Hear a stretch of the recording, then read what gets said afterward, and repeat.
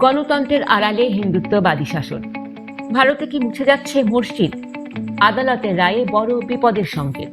আসসালামু আলাইকুম। 18 মে 2026।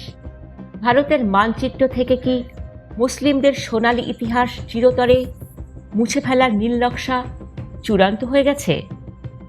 আল জাজিরার আজকের বিশেষ বিচারে উঠে এসেছে এক আতঙ্কময় বাস্তবতা।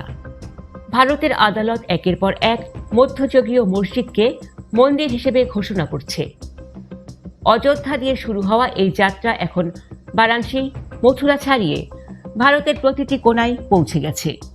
কেন ভারতের বিচার বিভাগ আজ ইতিহাসের কবর খুঁড়ে সাম্প্রদায়িক উত্তেজনাকে উস্কে দিচ্ছে?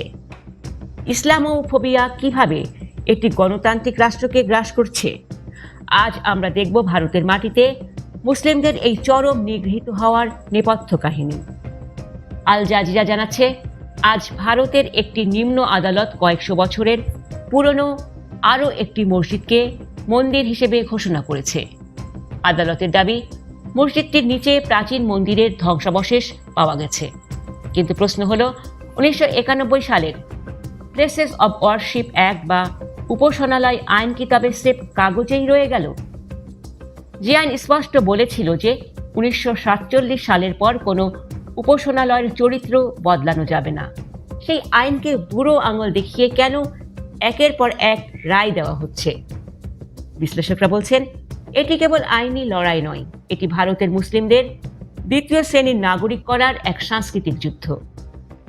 এই বিচারে উঠে এসেছে সাধারণ মুসলিমদের হাহাকার। ভারতে এখন ইসলামোফোবিয়া বা ইসলাম ভীতি কেবল মানুষের মনে নেই, এটি এখন রাষ্ট্রীয় পলিসিতে পরিণত হয়েছে।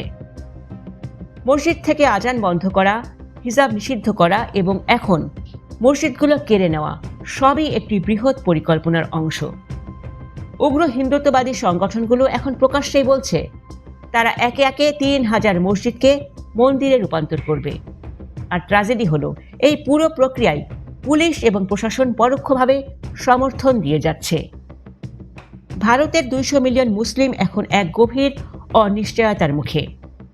আল জাজিরায় সাক্ষাৎকার দেওয়া ভুক্তভোগীরা বলছেন, আজ আমাদের মসজিদ যাচ্ছে, কাল হয়তো আমাদের বসবাসের অধিকারও কেড়ে নেওয়া হবে।